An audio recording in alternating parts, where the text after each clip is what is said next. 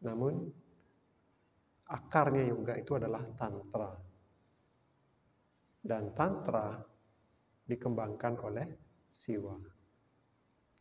Nah, jadi tantra itu adalah akarnya, pondasi, ada di situ latihan spiritual.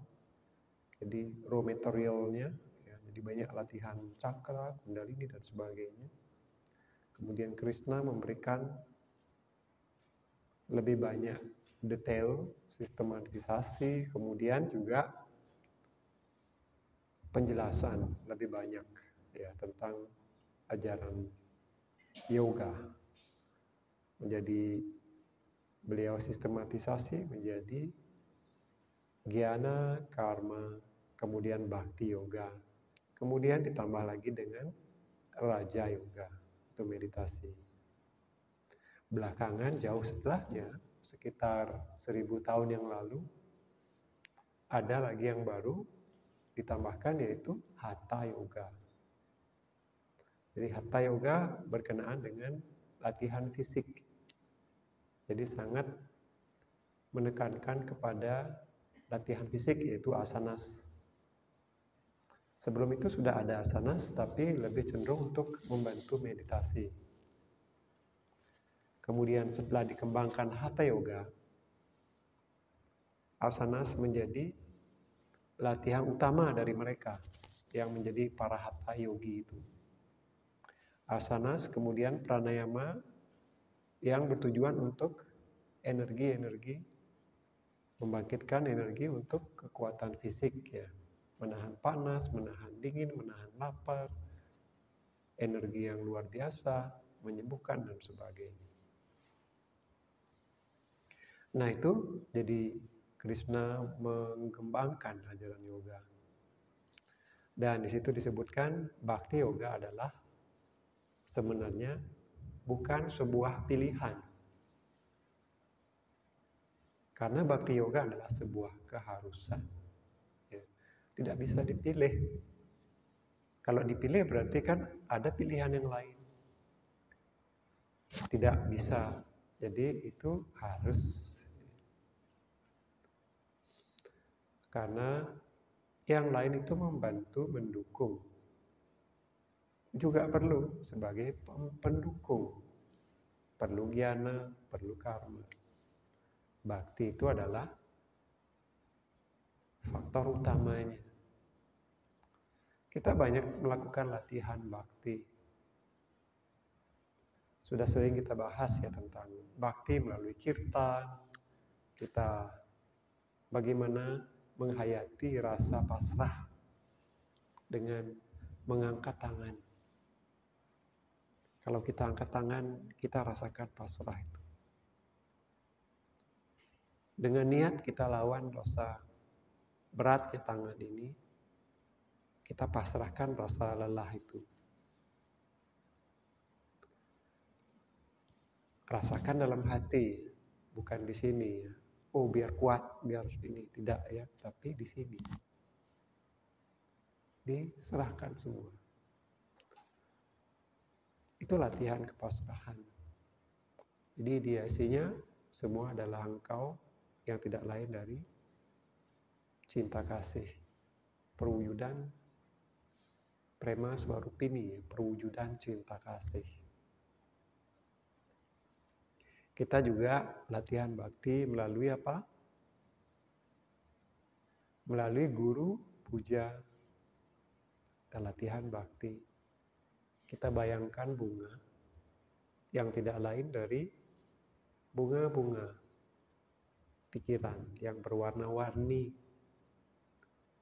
Warna merah, mungkin emosi, warna hijau, biru, kesejukan, warna kuning, dan yang lain.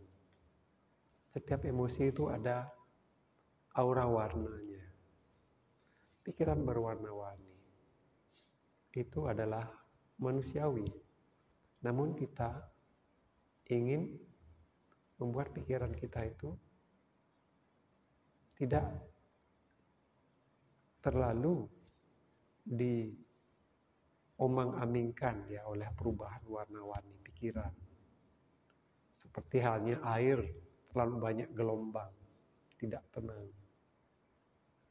Jadi kita ingin pikiran kita seperti danau yang tenang. Begitu juga warna-warninya itu tidak terlalu ya. Nah, bagaimana caranya? Ya, salah satu caranya adalah dengan mempersembahkan. Oh Tuhan atau Baba sebagai medium dari beliau yang kita bisa bayangkan, ya. Terimalah bunga-bunga pikiranku. Bayangkan bunga itu sebenar-benarnya. Bayangkan bunga itu dilepaskan sebenar-benarnya kepada guru. Guru mengambil itu sebagai perwakilan dari Tuhan. Karena Tuhan itu tidak terbayangkan, tidak bisa mewujud, ya. Tuhan yang nirguna, Tuhan yang sepenuhnya itu nirguna, tidak mewujud. Jadi perlu mengambil satu medium yang berwujud. Jadi kita bisa bayangkan, kita bisa connect, ya. Itu tujuan, salah satu tujuan dari guru, ya. Jadi kita berikan bunga itu. Kalau di Bali bunga untuk para dewa-dewi, para betara, para makhluk-makhluk, termasuk juga Tuhan Hyang Widi.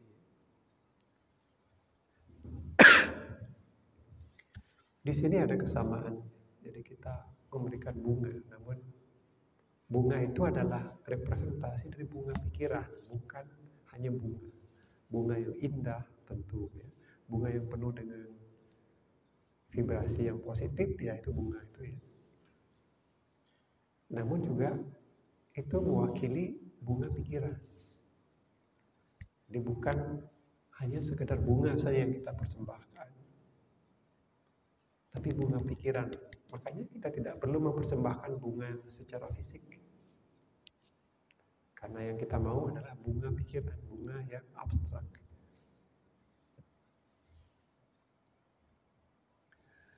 Kemudian cara praktek kita yang lain, ya. Kita setiap pagi bangun pagi, apa yang pertama dilakukan? Nah, apa? Guru Sakas. Nah, itu, ya. Jadi Guru Sakas adalah juga salah satu praktik yang membangkitkan rasa bakti. Apa yang dilakukan? Yaitu kita duduk di atas tempat tidur sebelum kita buka mata bahkan.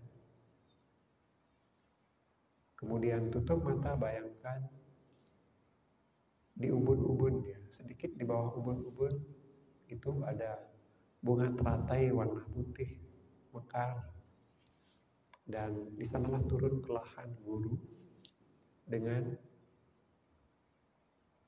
apa namanya, posisi Barabaya Buddha.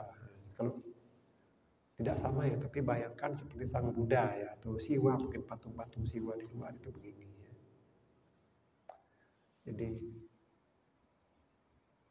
bara abaya, bara itu mengambil, ya, menghilangkan, abaya ketakutan. Jadi menjamin, ya, menghilangkan ketakutan. Tidak perlu takut, tidak perlu apapun, tidak perlu ditakuti. Apapun tidak perlu dikhawatirkan, dicemaskan berlebihan. Karena Tuhan itu ada selalu bersama kita. Ini kita bayangkan penuh dengan getaran cahaya positif mengikut kita, ya.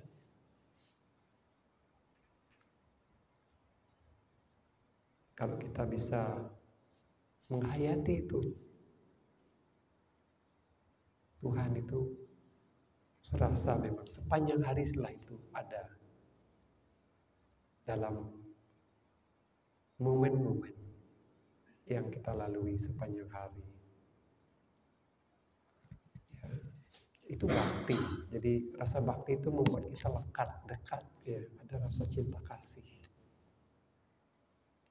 Tanpa bakti, seorang yogi itu seperti ada di padang pasir.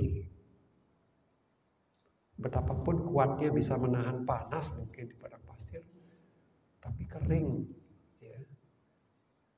Tidak ada rasa manisnya, tidak ada keindahan, tidak ada.